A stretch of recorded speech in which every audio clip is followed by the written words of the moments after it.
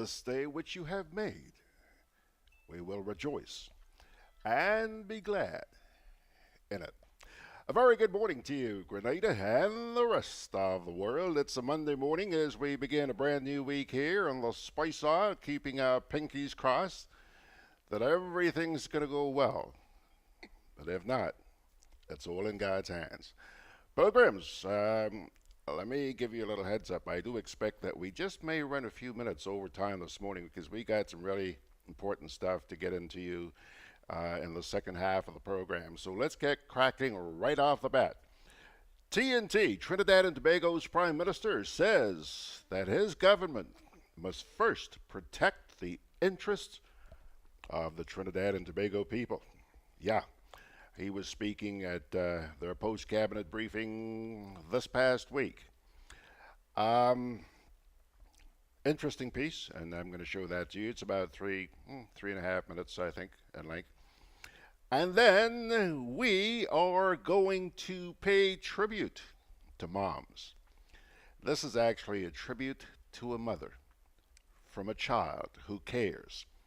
Actually, it's not just one. It's a group of school children, and we'll tell you a bit about that. But they recognize the importance of their moms in their lives, and I thought this was so cute. Had to share it with you this morning. Then we get to the National Report, and the feature that I told you about yesterday. I really wanted to run this yesterday, but we had some constraints, so we were unable to. But we're going to run a piece from last Thursday's edition of Make We Chat. It's talking about the sad state of affairs as far as politics in the Caribbean is concerned. Really sad. But first of all, let's get down to our first segment this morning. The interests of TNT nationals must come first. That's the headline. Prime Minister of Trinidad and Tobago, Dr. Keith Rowley, is assuring his population that the interests of the people of Trinidad and Tobago will come first in light of the influx of illegal Venezuelan immigrants into his country. Speaking at last week's post-cabinet briefing, Dr. Rowley said government's first and primary responsibility is to protect the interests of the people of Trinidad and Tobago. He said that the country cannot say it is protecting its borders and then pick up people, bring them into the border, bring them from the border, and let them go in the streets. Ladies and gentlemen, here is Mr. Rowley. The government, we have a responsibility to protect the interests of the people of Trinidad and Tobago first and foremost. Whatever we feel about the people of Venezuela and the government, we have a responsibility to protect the interests of the people of Trinidad and Tobago first and foremost. Whatever we feel about the people of Venezuela and their circumstance, our first and primary responsibility is to protect the interests of the people of Trinidad and Tobago. You look at the map of Northern South America, and Venezuela is a huge space. Trinidad and Tobago is a tiny dot in the mouth of the Orinoco River. Population-wise, we have 1.3 million people on these islands. Venezuela has 33 million people. Doesn't matter whose fault it is. The Venezuelan problem is for Venezuelans. We are humanitarian, we are caring, we help. But the help that Trinidad and Tobago can give has to be limited. This little island cannot be the solution to millions or hundreds of thousands of migrants leaving Venezuela. And secondly, international agencies, many of them with different agendas to our interests in Trinidad and Tobago, will not encourage us into converting Trinidad and Tobago, this little island state, island nation in the mouth of the Orinoco, into any refugee camp for the larger Venezuelan problem. To protect the interests of the people of Trinidad and Tobago, we will have to limit our exposure to the fallout from Venezuela. And to do so, initially, we allowed our doors to remain open.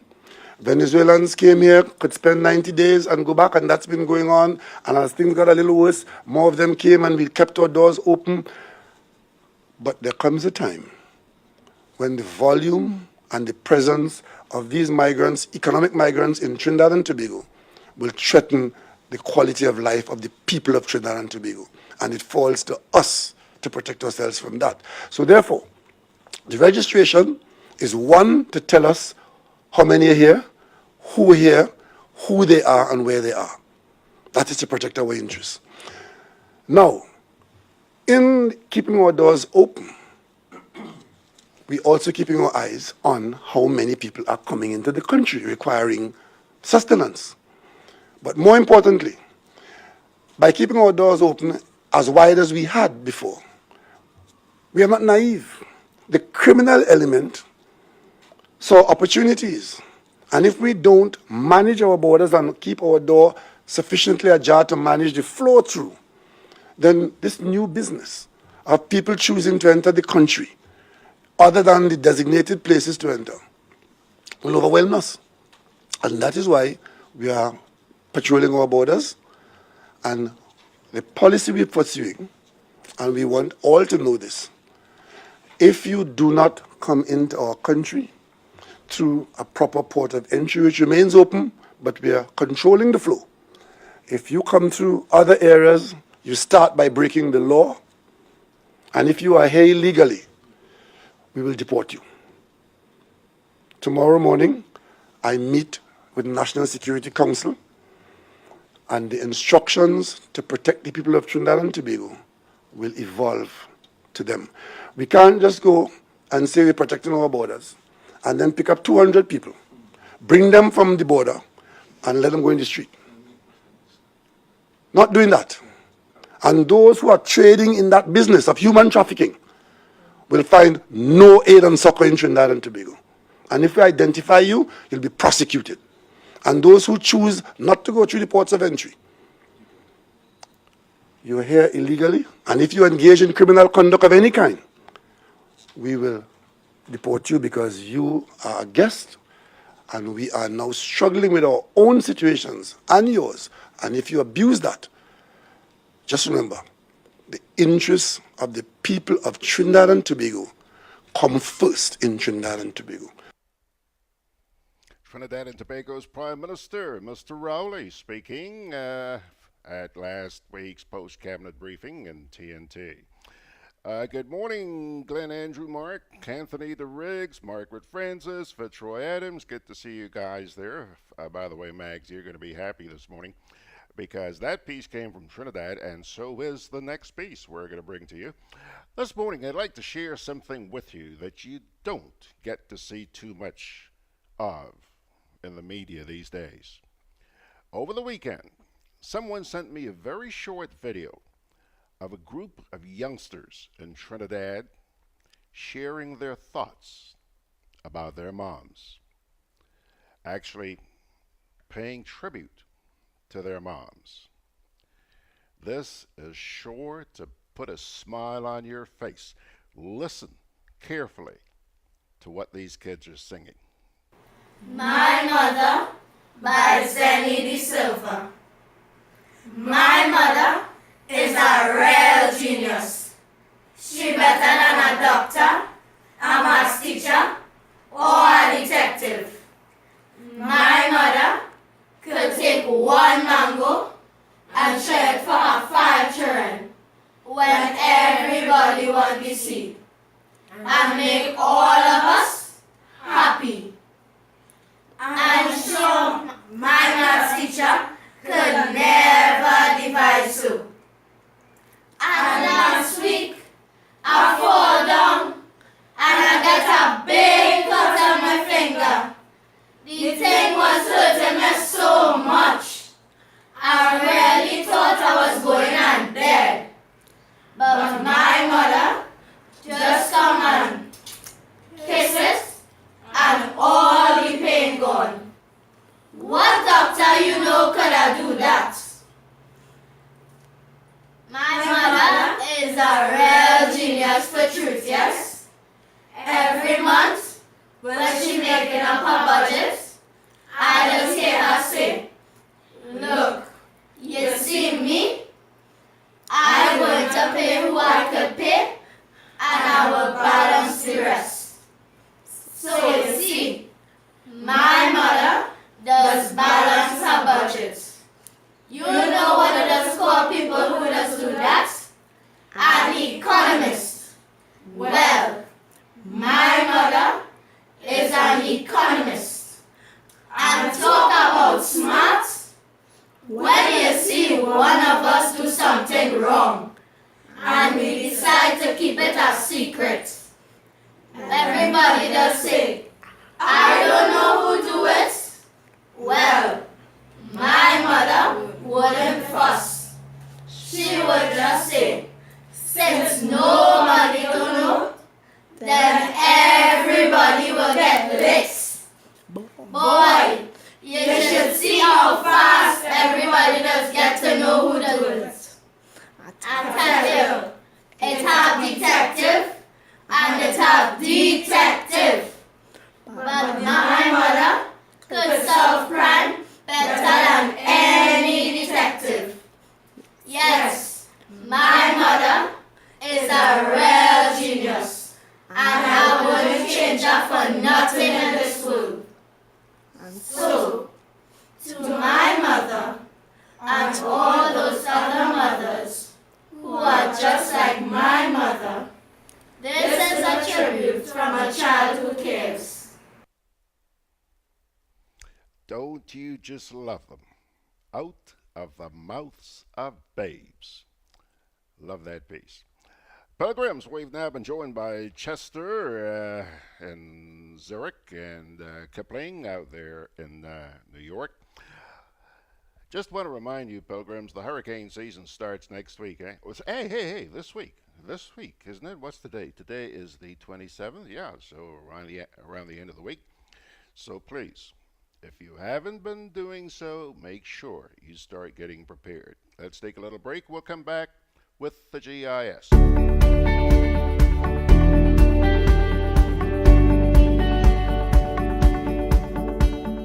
A natural disaster can change your life in minutes. Preparation is the best protection for your family and business. Prepare now. Create a disaster plan and make sure everyone knows what to do. Store water, non-perishable food, and medication. Remember basic emergency supplies such as batteries and flashlights.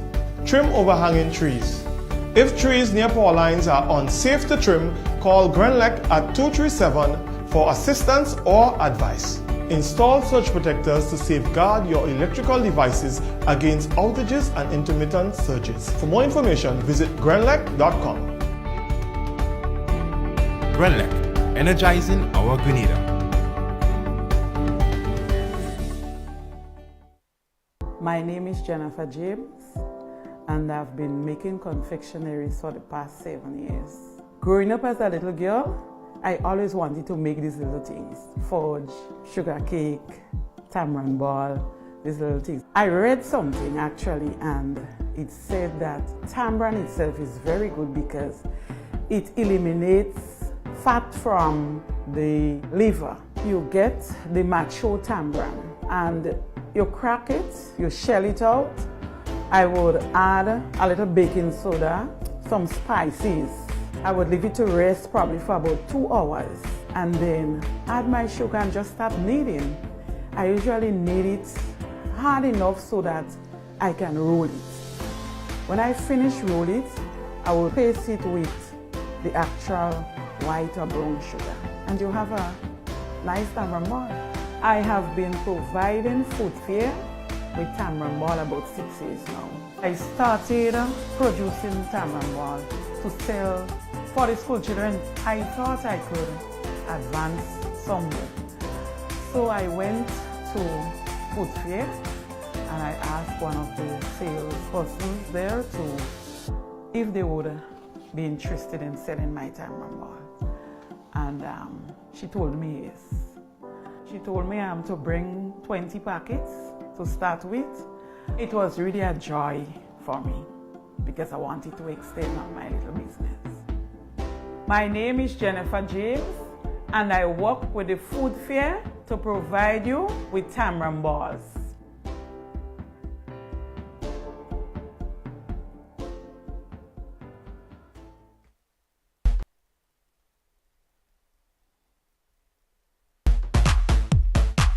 I'm always on the move. Training, traveling, competing. So it's good to know I have Co-op Bank in the palm of my hand. Introducing e-banking, one of many customer convenience services from Grenada Cooperative Bank. And there's more to come. It's swift, simple, and secure. Welcome home. Folks, there's a little note here from Anthony which says, George, speaking about the hurricane season, the first tropical wave is about to hit Trinidad. Yeah, Anthony, I've been looking at that. You can expect things to start heating up from this point on. Pilgrims, it's now, let's see here, 17 after the hour. Let's get into Friday's edition of the National Report.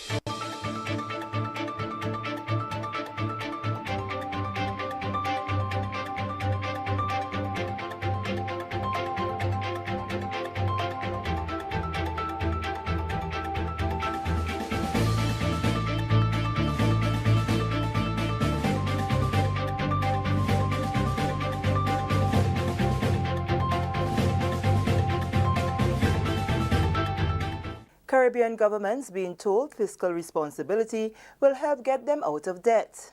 Details to this story and more in the National Report.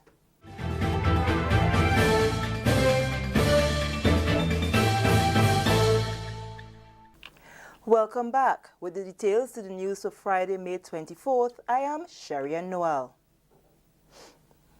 Implementing fiscal rules will help Caribbean countries to eventually work their way out of debt. That's according to Ms. Linda Tisa, the 6th Distinguished Visiting Fellow of the Central Bank of Barbados. She was the special guest on a CMC program Thursday, which discussed how Caribbean countries can stay afloat in a world of rising debt. Ms. Tisa says fiscal rules will curb the temptation of overspending during times of surplus. The temptation, though, is when times are good. That's when there are political pressures that, well, why do we need a surplus? Things are really good right now. We don't need to, why are you accumulating a surplus? And so there's a tendency to do spend more in good times and spend more in bad times, and pretty soon you end up spending all the time and you end up in debt. So what a fiscal rule does is it kind of caps both the up and the down.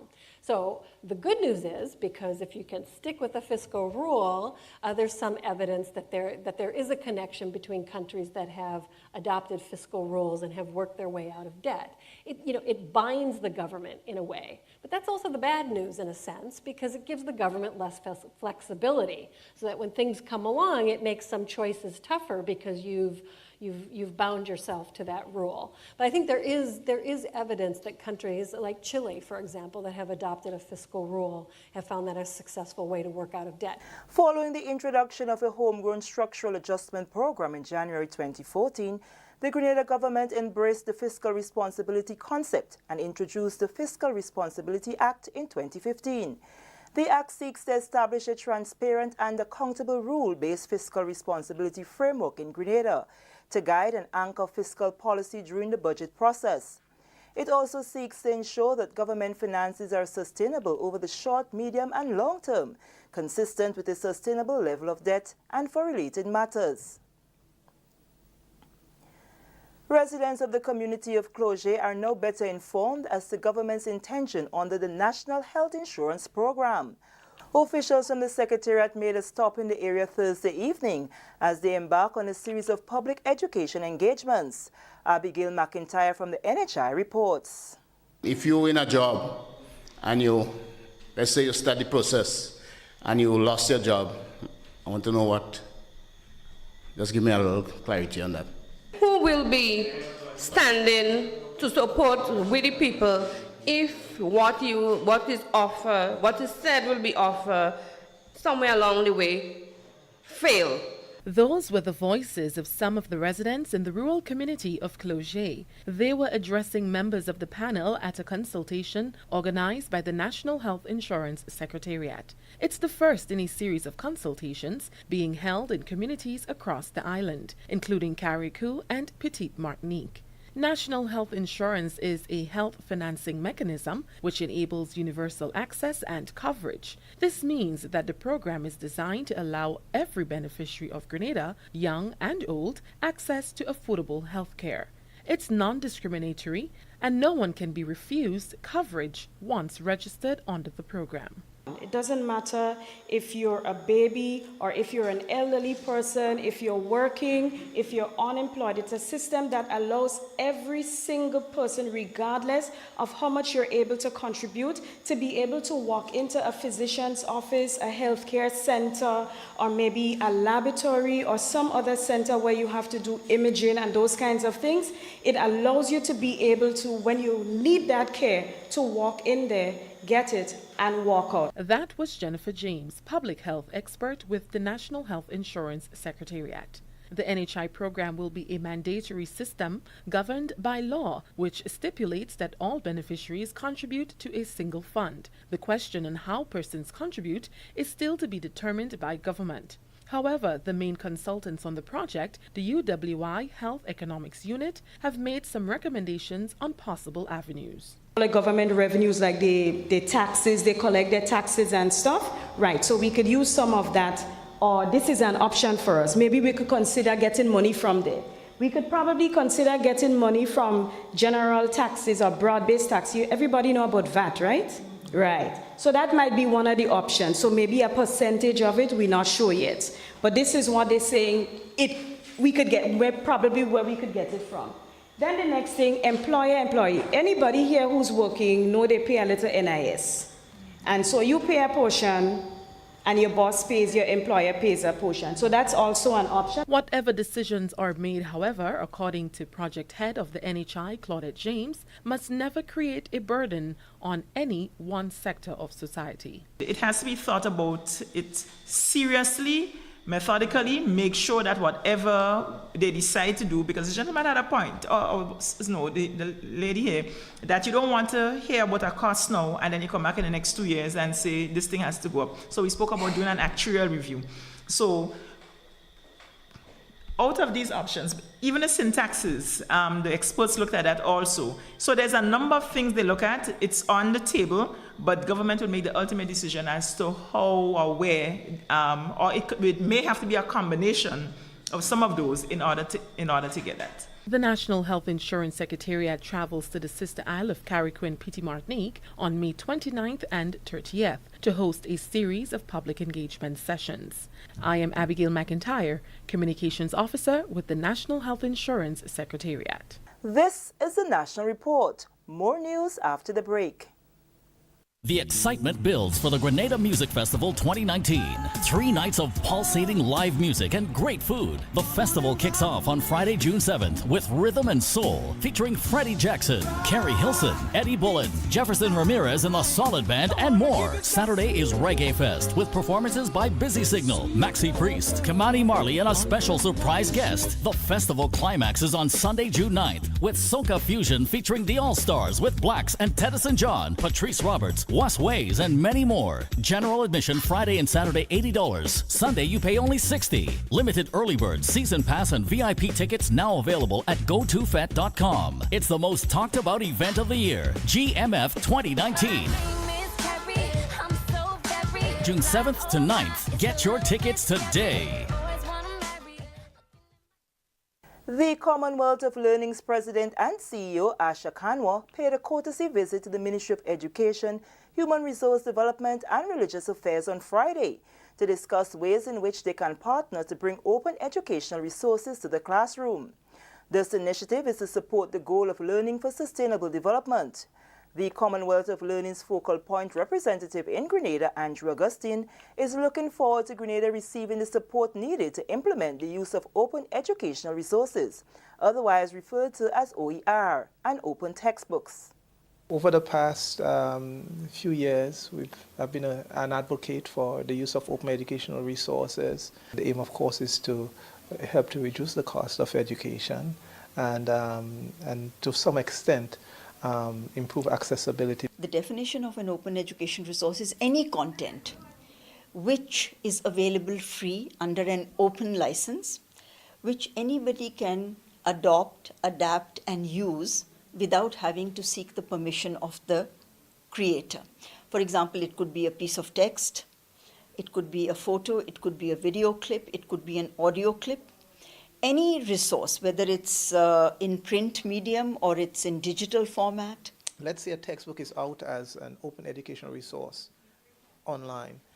A teacher from Grenada could access that, right, if it's released under an open license, and should be able to retool it to Grenada's context. Right, which means then that it affects the procurement of textbooks, of traditional textbooks. The ministry is also very open to fast tracking the formalization of a policy on open educational resources, which becomes kind of the enabling framework for developing open textbooks and free content. We've met with the permanent secretaries. And the two things which have come up, as a matter of priority. One is content development for a Moodle platform, which means capacity building. The other is training teachers in open educational resources so they know where to find free content from the web. Chief Education Officer David Andrew is excited about the partnership with the ministry's push to embrace e-learning platforms. The resources that it can make available will make it easier to populate the learning management system with content. We know that will trickle down to letting every child in this digital age have access to ready content, to free content, and this we are excited about. We are excited about that prospect. We are looking forward to working with the ministry, and I think it was a very productive and a very helpful visit. And with this, we come to the end of the National Report for Friday, May 24th. Recapping the top story. Caribbean governments being told fiscal responsibility will help get them out of debt. I am Sharian Noel. Thank you for viewing.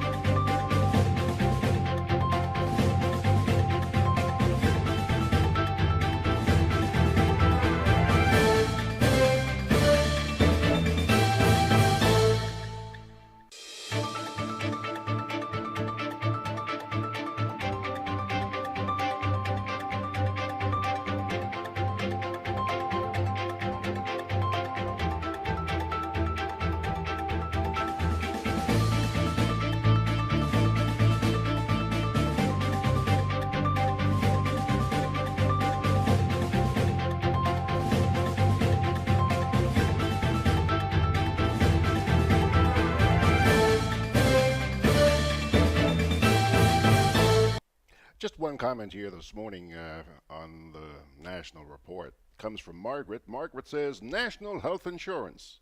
Nice idea. Question, how will you pay for it? Even more pressing, given the rise of things like diabetes, hypertension, and heart disease. Just asking.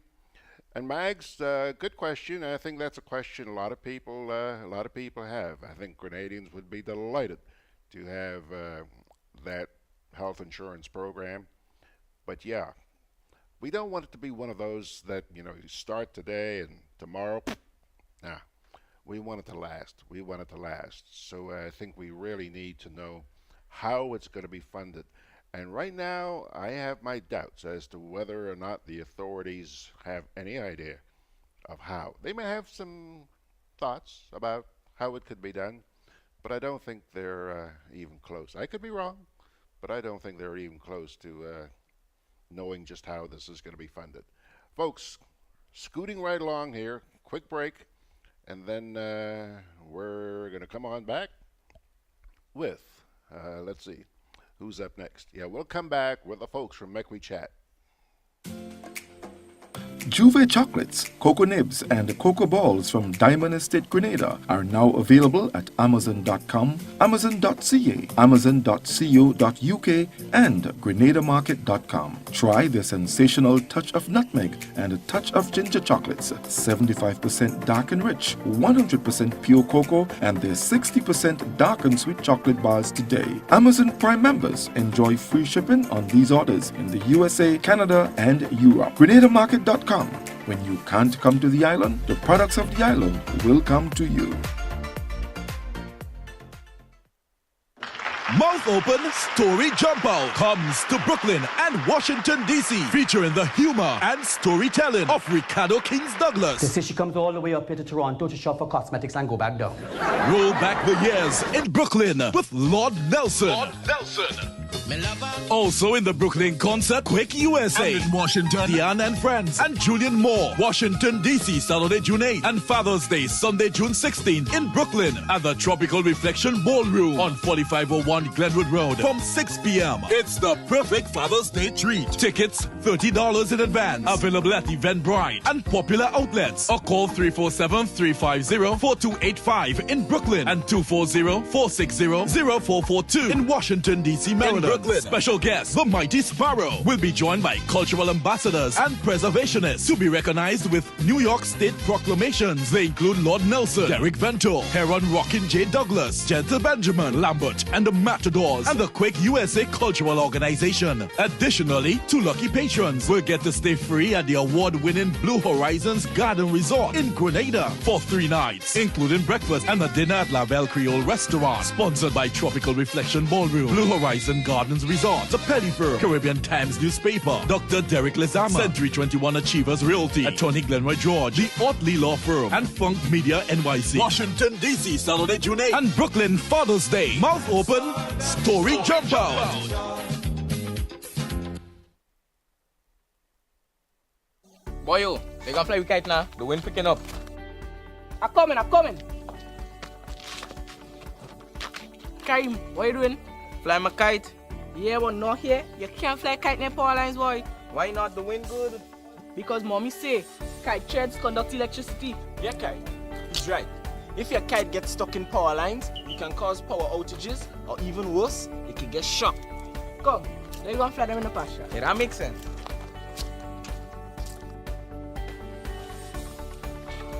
Kite threads conduct electricity. Do not fly kites near overhead power lines. This can lead to electric shocks and power outages. If your kite gets stuck in power lines, do not try to retrieve it. Release it and call Grenlec. Always fly kites in open areas. Keep your kites far away from roads. And remember, always clean up after yourself. Grenlec, energizing our Grenada. Hey, pilgrims, on Thursday evening, our usual suspects talked about the state of partisan politics in St. Vincent and Dominica, which, by the way, is pathetic. Not only that, kind of scary. But as you're about to find out, we're in no way better off here in Grenada. In the same way that colors like green and yellow play a huge role in our politics, the same happens in these islands. You will see and hear how disenchanted voters in St. Vincent and the Grenadines are. Dominica also has an election coming up this week, and a group of concerned citizens there came together to voice their concerns about the electoral process, where, allegedly, there are more names on the voters list than there are people in Dominica. Pilgrims, over the next few minutes, you're about to learn where politics, and worse yet, governance in these islands have reached. You'll probably also be asking yourself, is democracy alive and well in the region? Or is it just a sham? Please pardon the audio difficulties. We had some issues with the audio when we did this on Thursday night. But I'm going to run it for you because I felt it was important enough that you hear it. This, my dear friends, is chilling. We were looking at the situation in Dominica where it seems like an entire army was let loose on the electoral reform meeting, and we're just going to be wrapping up on that before we move on to the next issue. Well, I wouldn't want to hold back the conversation. Suffice it to say that governments in these islands have tended to become very muscular and in trying to make a point to people, you know. They like to bring out the uniforms with the heavy metal to make their point. It's almost intimidation. And it needs to stop. And that is the $1 million question, because it's we the citizens who have to stop it. Yeah, well, it begins with us, you know. Mm-hmm.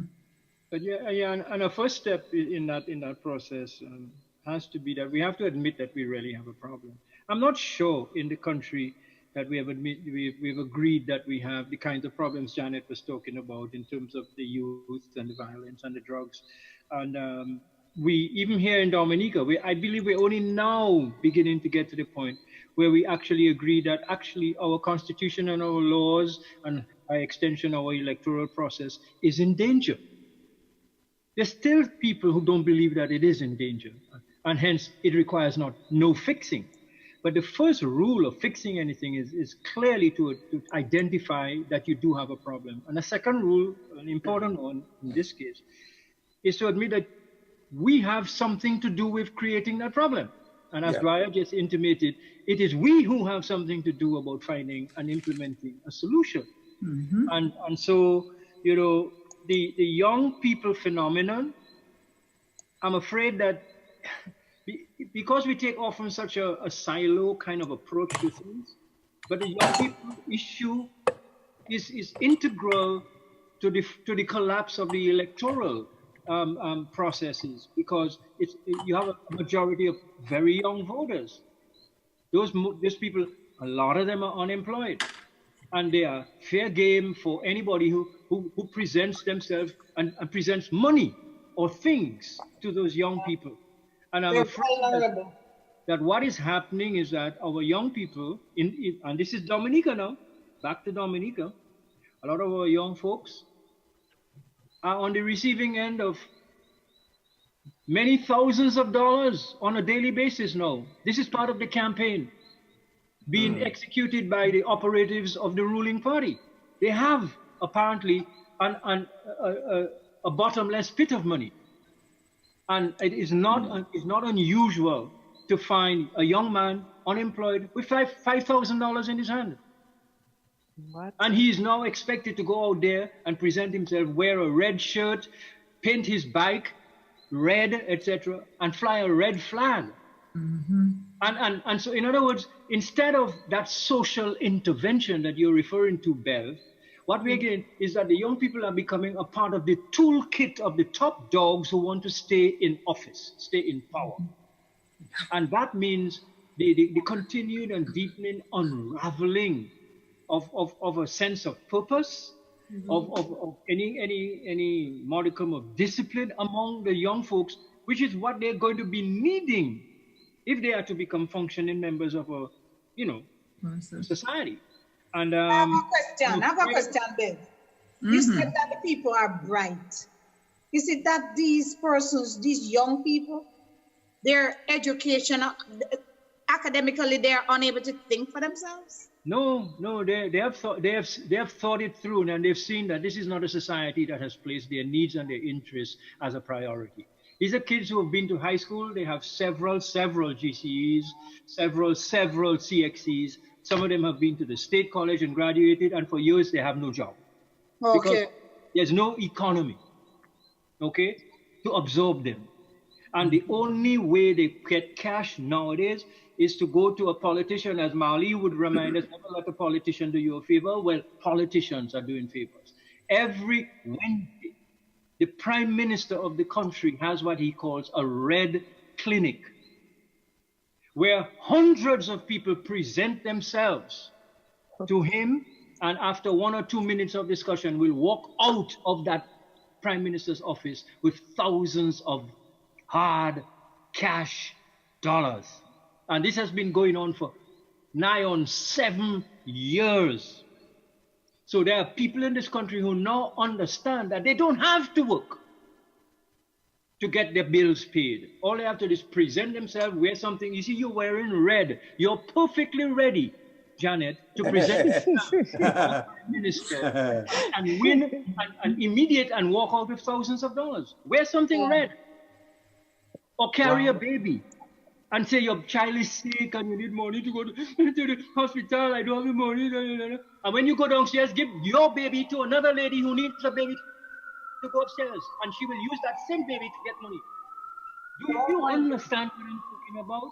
The unraveling of the society, and all in the name of a group of top dogs who want to stay top dogs if they have to mash up the Constitution, mash up the law, and they have the operatives. They have lawyers, mostly lawyers. No, present company accepted. Mostly lawyers who have assembled themselves around those people. In fact, on the Electoral Commission, the Prime Minister, the ruling party, has 3 lawyers. And all of them are also selling Dominican passports to people in the Middle East. So, you understand what I'm talking about here? No. What I'm talking about here is a cabal that has found a way to sell off Dominica and to earn millions of dollars while keeping the rest of the population, in fact, making the rest of the population poorer, so they have to depend on the top dog. And that is why it's so important to us to break that cycle. And this election coming up is the do or die election. Yeah, that's true. And this discussion takes us right into the next clip that we have. I hope all the suspects would have looked at it today, because we know we won't see it when George is playing it for the audience. And that is another political situation in St. Vincent and the Grenadines. Yeah. I can wash, I can cook, and I can clean. I need a job. Just like how let's go wrong what the ULP all about. I think I should have a job there in a black and white team. I'm a full supporter of the ULP. My issue is, I am a ULP worker. I need a work too. I supporter, sorry. I see other people who's not supporting the ULP getting work, and it's unfair to us. I don't mind they get work, but others need work also. Do you think political support is important regarding who gets work? Yes, it's very important. Why is it important? Yeah, because NDP workers working and we're not working. We are ULP supporters.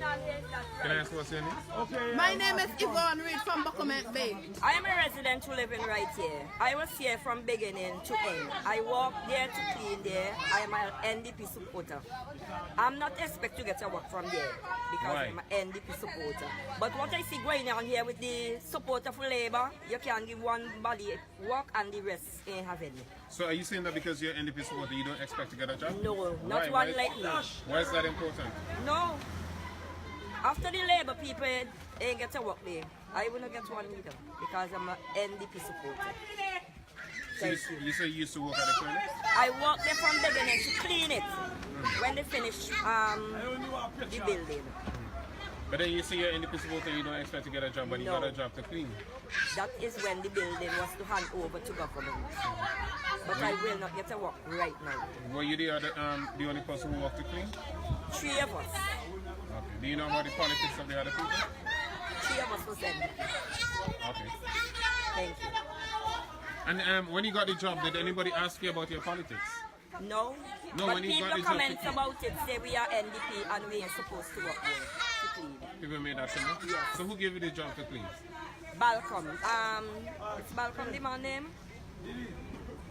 Yeah. Franco. So the contractor? Yes. What is the issue here? Why are you protesting? I protested because there's a lot of young people in the area who not working and really need a work. And how is the clinic going to help in that regard? Well, the clinic going to open. Nobody from Buckingham working there. What kind of job do you think people from Buckingham can do there? They can do a lot of things. There are secondary school children, graduates. There are lots of children out here who can't get a work. Okay. Can I ask you what's your name? My name is Dylan. Are you from Buckingham also? Yes, please. I don't need a work, but I need people in the community to get a work. Are you guys happy that the clinic was built here? Yeah, we're glad for it, but still, at least, we need work. There are plenty young men on the road. Need work. Need work. Them a complain that them a smoke, take them off the road and give them work. And that no work has been done there. So you say they need a gardener? Of course, because look at the yard, it needs somebody to sustain it, Big man, clean it every day. I am a gardener, I have my swiping machine. I am a gardener, I used to work with Nature Care for how much years. I am on my own now. Right now, I'm complaining about the grass being overgrown, and they giving me no work. Right now, I am suffering from a job, and I want a protesting for the gardening to be done by someone in the community. You think you can do it? Yes, I can afford to do it because I have my own machine and my own business going on as a gardener. Yeah, because he have no job, that's why he drink rum. If he have a job, he will not go rum and drinking rum. He have nothing else to do more than drinking rum. So if he gets the job there, he will not drink no more rum. Yes, when he get the job, he will not. Right, you'll be okay when you get the job. Vote who you want to vote. Me don't want nobody tell me who to vote. Me a Labour man from 1994, and me not stop vote for Labour. No, leave that. Yeah, me say. So all me tell me friend them, keep your opinion to yourself. You guys, just say what you have to say. And I tell nobody, you hear me tell you? We not depend politics, I work for the villagers. You guys, and we good. He was telling us we have 5 seconds. Yeah, we're back. Okay, right. Now, that piece which was run is showed some protesters in St. Vincent and the Grenadines for the 2 major political parties. No, I laugh because I really had to look at that thing quite a few times before I actually slap myself and say, yes, Beverly, what you're looking at is real. That is what you're seeing and that is what you're hearing. The government of St. Vincent and the Grenadines, in particular the Prime Minister, has gone around to communities opening these clinics, what you call these polyclinics, these smart clinics.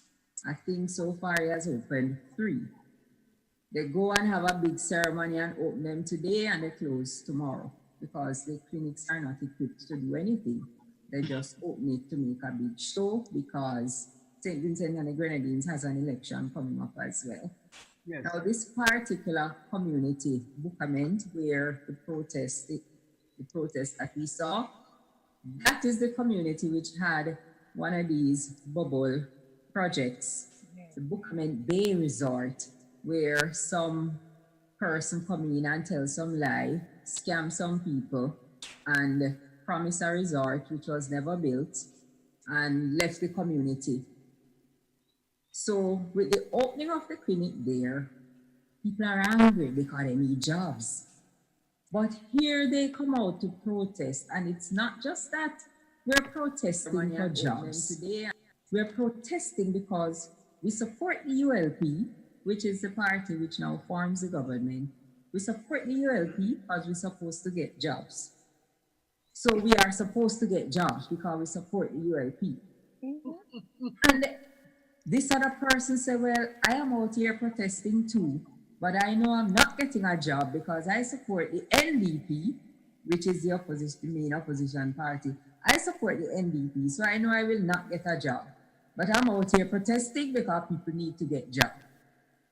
And this is the kind of ridiculousness that politics has reduced people to. So we're no longer Grenadians and Jamaicans and Dominicans and Kitishans. We're now ULP and NDP and WP, PIS and whatever, NNP, PNP, JLP. No longer. Tribalism. Yeah. We have become tribes. That's exactly it. Now, when I listen to the utterances of those people in that clip, how it's just a normal thing. It's as normal as you getting up and having a glass of water. Oh, I don't expect to get no job because I'm an NDP supporter. I expect to get a job because I'm a ULP supporter. You know, this is in St. Vincent and the Grenadines, and I didn't hear one person say I'm a Vincentian, I'm a ULP, or I'm a NDP. This is so sick, it turned my stomach. And people are brainwashed. People are totally brainwashed by politics.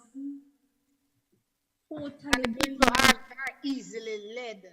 Our leaders are great demagogues. You know? Yes. By the time they finish with these people, they stop thinking for themselves. They have stopped thinking for themselves. Yeah. And that is why they are out there in St. Vincent and the Grenadines in particular. The Prime Minister of the country, Dr. Ralph Gonsalves, and his family, they own all of the major businesses in that country, which is struggling. The Prime Minister, of course, he sits in this Prime Minister seat, he's the top dog. His son is the Minister of Finance. His son's wife is the head of the, whatever you call it in your country, the Financial Intelligence Unit. She's the head of that. His other daughter represents St. Vincent in the UN. His wife controls the restaurant at the airport. His other son controls the real estate in the country. The family business. You see? Oh my God. They control, that family controls his brother-in-law controls all the works in the country, in the Ministry of Works. So every piece of road work, every piece of road to fix is in brother-in-law. He has a cousin, which is also in control of one of those ministries that just, you have to go through them to get things done. When did the Caribbean people become so docile? Stupid. Docile, so stupid. I mean, let me ask a question. Is how much people live in St. Vincent and the Grenadines? What's the population? About 110,000 people. You see? And them allow one family to capture the country because that's a... Yes. That's communism to me. And all of those people who are out here protesting is some little low-paying jobs they're protesting for.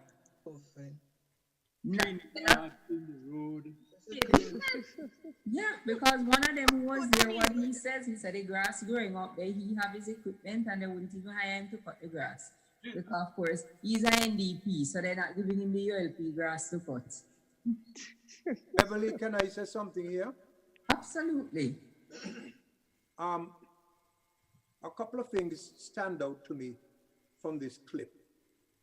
One is particularly the lady who is the NDP supporter. She doesn't expect to get work. No. Now that's a very poignant thing, in that if you do not support the party in power, you live in despair.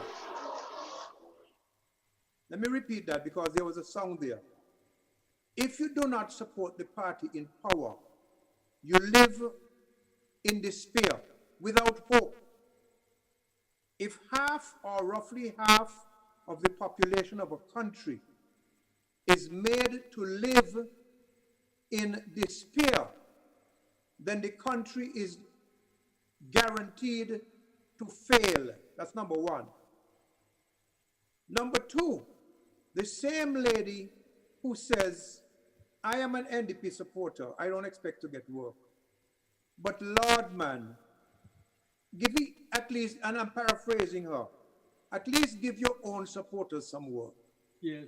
That speaks to me here to a simpatico, a compassion that hopefully exists at the grassroots level, which perhaps activists like ourselves ought to tap into to get these people at the grassroots level to understand that the party and the party machineries are gangster enterprises that are not designed or intended to bring sustainable benefit and empowerment and dignity to the masses of the people.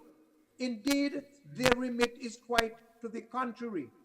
And this simpatico that I sense in this lady is something that gave me some encouragement and inspiration that we activists need to try to target. And we have to understand that the record will show thus far that to a large extent, or perhaps for the greater part, neither group is better than the other. I went to an event today marking the opening of a new church. And the pastor, there were politicians on both sides. And he said, he's a very bold and brazen man, and I love him for that. He said, none all, you're better than none. All of you are the same. And if you all want us to respect you all will have to be better than how you all are. So from this very sad situation in St. Vincent, which, let's face it, Afi, that can happen in Dominica. It is happening. It can happen in Jamaica. Yes. As a matter of fact, I remember when I was Minister of National Security some years ago, we had a Ministers of National Security meeting. And my Jamaican counterpart told me, I think he said there were 150 gangs, known gangs in Jamaica, most of which were aligned with one political party or the other. So the social intervention that you all were talking about before my late arrival, this first target for social intervention needs to be the leadership. Our leaders need social intervention. It may involve a little time behind bars. But intervention is needed because, as far as they're concerned, divisiveness, deceit, degradation, and undereducating are the order of the day. Those are the ingredients they use when they're cooking the food for us to eat. This is our Kool-Aid that we get from them. Thank you. So what those poor women were saying at Buckerman, or whatever you call the place, what they were saying a couple of days ago is a microcosm of a very sick phenomenon that exists in Caribbean society. But the simpatico, to repeat the point, the simpatico seems to be there. When the chips come down, it looks like they're still looking out for each other. At least, man, she vote for you. This your job now, man. Although that is not the right reason for somebody to get a job. At least there is simpatico, and I think we should work on it. Yeah.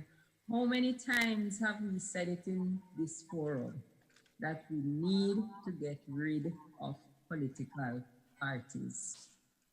We absolutely need to get rid of them. What are we gonna have? Tell me.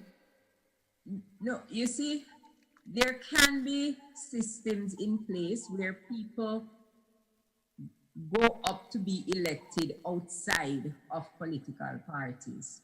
So you don't have to have a party that puts forward candidates. This man to the party. And if Janet wants to become a member of parliament, let her stand up in Montego Bay and say, I'd like to represent you. You're not representing any party. This is you. This is what you bring to the table. This is how you believe you can make a difference in the community. But when you have this party machinery, which is set up just the way Dwight described it a while ago, which is set up in that way, and then it becomes so divisive in the country. People will no longer consider ourselves citizens. You know, we are peas. And all of them are peanut them for chewing? Most of them. Most of them. We have one in Grenada, which is the National Democratic Congress. That one is a C.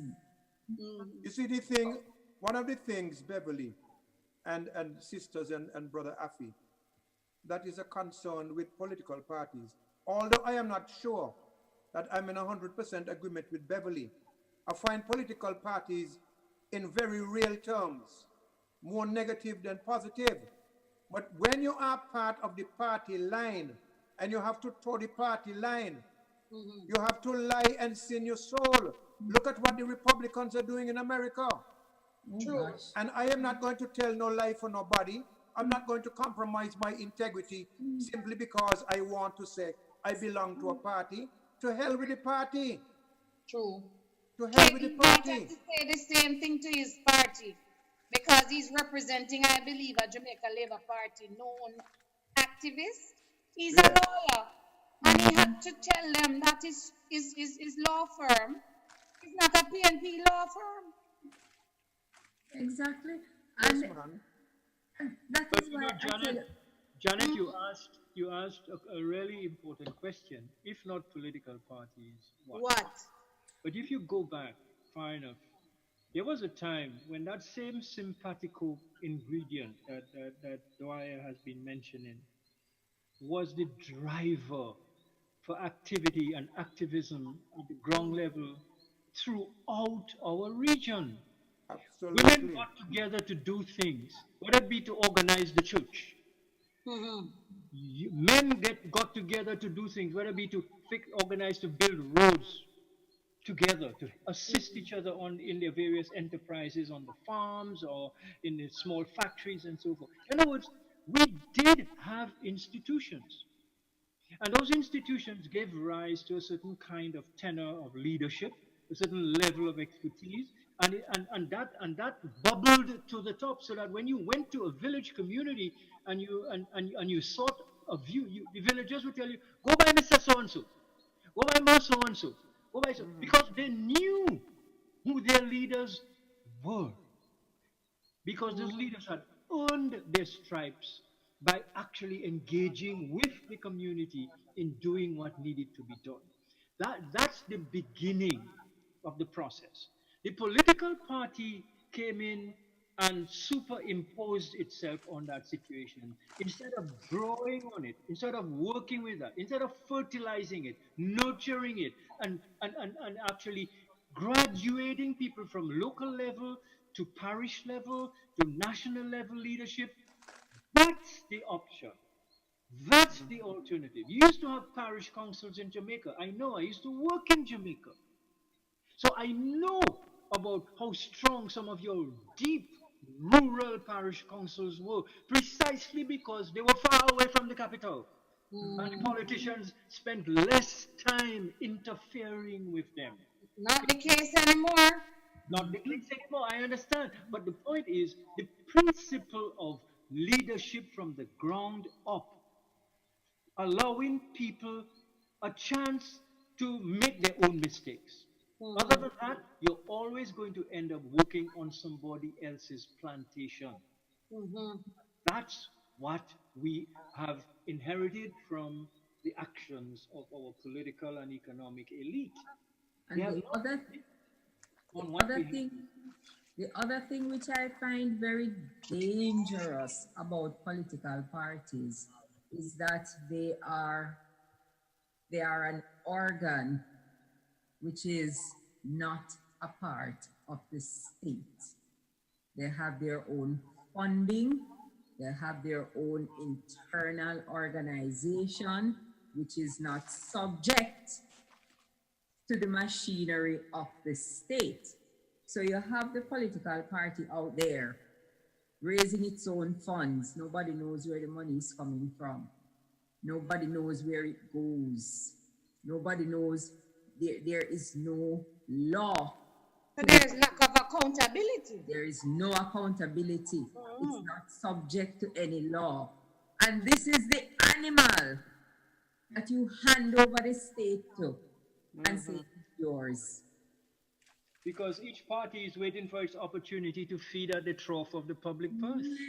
Yeah. And they are undemocratic by nature. Yes. And then we unrealistically expect to live in a democracy that is administered by a group of people who are fundamentally undemocratic. We're living a lie, we're fooling ourselves. And what democracy mean again? Of the people, by the people, for the people. For the people. Yeah. And that is why I say what I talked about tonight with how people could be elected, that is just one big deposit. There are many options for a system of governance. It's that too does ingrained. not We include- never got this is I mean, slavery was also ingrained. He's a cynical man. He's gonna have Listen, I'm cynical. a realist. Janet, I'm one too. Janet, slavery was a system that was ingrained. Nobody never knew slavery would end. The end? No. Listen, that type of slavery. I like you. Yeah. She has That's a good point. I don't agree with you though. Well, probably what changed was the plantation. The plantation changed and the masters changed, but slavery continued. But the game remained the same. But the game remained the same. But that system, so let's talk about to everything else. From agricultural plantation, you have tourism plantations, you have industry. Right. So this system. That's what you end up having. That's the point that Guy is making. It's the absence of a true democratic, bloodstream. Mm-hmm. What would you get? But guess why? Guess why it's not in the bloodstream? Because a 5-year-old is taken to a political meeting, right? And that 5-year-old immediately thinks that he or she is a Jamaica Labour Party supporter or a People's National Party supporter. But Janet, I'll tell you I'm something. already brainwashed. I'll tell you something worse than that. Mm-hmm. In Dominica, a few weeks ago, they had a group of children. The oldest must have been about 8 years old, right, Ati? Yes, a group of children singing a political song, singing about some candidate that they will be supporting till they die. Children. That candidate, by the way, is the wife of the Prime Minister. Oh my God. And they had these. The Prime Minister is in Parliament as well? Not yet, but she's getting there. And they have these children. And when I saw this thing, I said, imagine you have parents who allow their children to become that because of a political party that they support. Young children, 5, 6, 7, 8 years old, singing. This is we candidate, this is the leader, and we'll support her till we die, and something like that. Oh my God. Children. Lord of mercy. So when you talk about the brainwash, starting pretty early. Yes. But see the political dynasty that we're building across the region. Yes. I didn't realize it was so bad in St. Vincent and the Grenadines. Yes. I mean, I am at a loss. And I know, and I hope I don't sound stupid, but it's good that I'm part of this team. Otherwise, I probably would not have known that it was so bad. And I tell you something? Yes. It's worse. Oh my God. Mm-hmm. It's not as bad as you think. It's worse. We need a 24-hour show to really get to the bottom of it. And let me tell you something about brainwashing. The answer has to come from the people. Mm-hmm. It really has to be a bottom-up thing, stimulated and agitated by activists like ourselves, if I may say so myself. Okay? Our people are not trained to think. They are afraid of reasoning and logic. They are afraid of mathematics. the biggest enemy, one of the biggest enemies to growth in Caribbean, Ralph Gonzalez likes to use the word civilization, is that little contraption called the calculator. Nobody knows to add and multiply. Mathematics is at the very corner, at the very core of logic and reasoning. So until we get to a point where we understand, as we say here in St. Kitts, how barley really grow, we will continue to be brainwashed. But while our brains are washed, our pockets remain dry. Yeah. And somebody pocket wash with money. Oh, yes. That's the problem right there.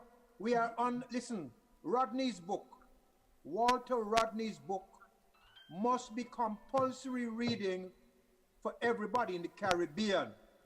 How Europe underdeveloped Africa. Now there needs to be a second book written by Beverly St. Clair. Yeah. Entitled How Post-Independent Caribbean Leaders Underdevelop Their People. Yeah, that's true. They That don't needs want to be to written. educate their people.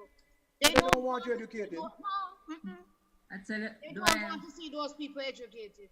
That's the problem. Aye. I'm a few steps ahead of you with that, you know. I start writing it already. Thank you, darling. Save me 5 copies. Folks,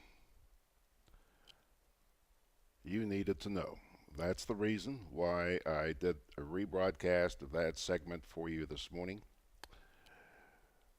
I know that you want better. I know that you want better.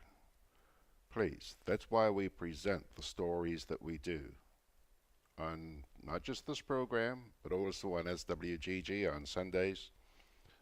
Yeah, please pay attention to what is happening and let your voices be heard.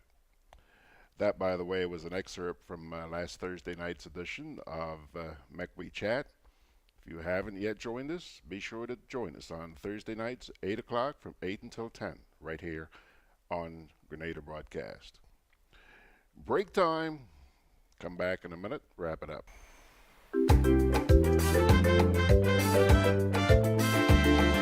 Grenadian General Insurance Company, strength and stability. Grenadian General Insurance Company, tell your friends, tell your family. We cover householders comprehensive, motor and even fire too.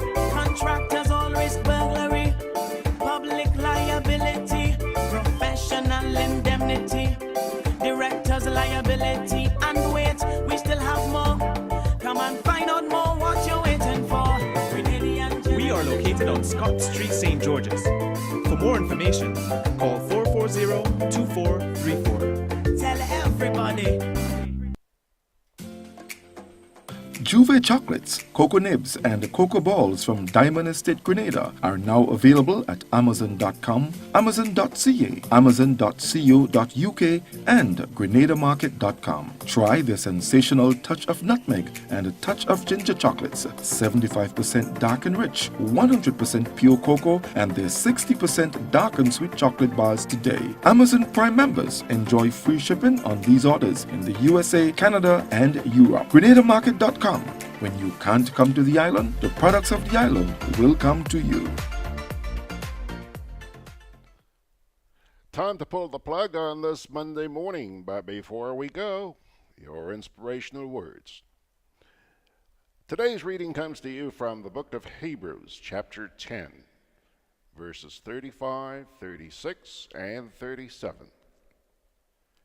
So do not throw away your confidence. It will be richly rewarded.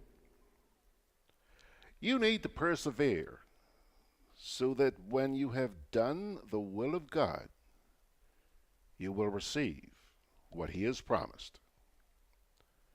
For in just a little while, He who is coming will come and will not delay. Hebrews chapter 10. 35 to 37. On that note, we're going to say thank you so much for joining me on this Monday morning as you begin a brand new week here in Grenada. and everywhere else, and hope that you'll join us tomorrow morning for the next edition of Gudday Grenada. May the good Lord bless and keep you always.